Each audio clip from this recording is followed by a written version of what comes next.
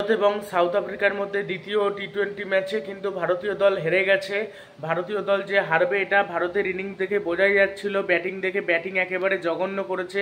ভারতের ওই ব্যাটিং কেউ সেরকমভাবে ভালো করতে পারেনি। হার্দিক পান্ডে চাপের মুহূর্তে তাও 39 রান করেছিল বলে তাও 124 রান হয়েছিল, নাহলে তাও হতো না। 125 রান চেস করে ফেলেছে 1 ওভার বাকি থাকতে।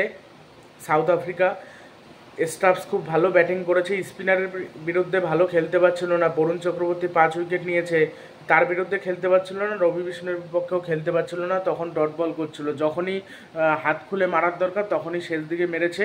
আকসদীপ সিং এবং আবেশ খান এই দুজনের বাজে বোলিংয়ের জন্য ম্যাচটা হেরেছে। এরা যদি ভালো বোলিং করতে পারতো তাহলে কোনো ব্যাপারই ছিল না, তাহলে আজকের ম্যাচটা ভারতই জিতে যেত। সে যাই হোক, এই ম্যাচটা অতটা ইম্পর্টেন্ট ছিল না। 1-1 হলো সিরিজটা।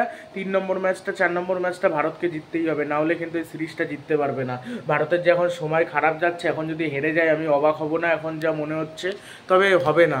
আর রিঙ্কু সিং অনেকে বলছে 13 কোটি টাকার পাওয়ার পর খেলতে পারছে না, কিন্তু অন্য যে যারা প্লেয়ার তারাও তো খেলতে পারলো না আজকের ম্যাচে, সেই জন্য রিঙ্কু সিংয়ের দোষ এই ম্যাচে দেবো না। এখানে ব্যাটিং করাটা অনেকটাই শক্ত ব্যাপার ছিল। ম্যাচটা তো দেখলাম, মাঠটা অনেকটা বড় ছিল, ম্যাচটা মোটামুটি পুরোই দেখেছে। ওইদিকে আবার শ্রীলঙ্কা নিউজিল্যান্ডের মধ্যে ম্যাচটা হলো, নিউজিল্যান্ড হারা ম্যাচ জিতে গেল। স্পিনাররা এসে কামাল করলো।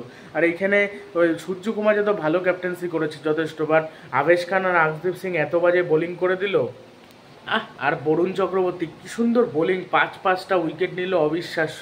টি-20 ক্রিকেটে 5টা উইকেট এই প্রথম নিল। আন্তর্জাতিক টি-20 ক্রিকেটে বরুণ চক্রবর্তী অনবদ্য বোলিং করলো, কিন্তু ভারত হেরে গেল, ওই জন্য খারাপ লাগলো।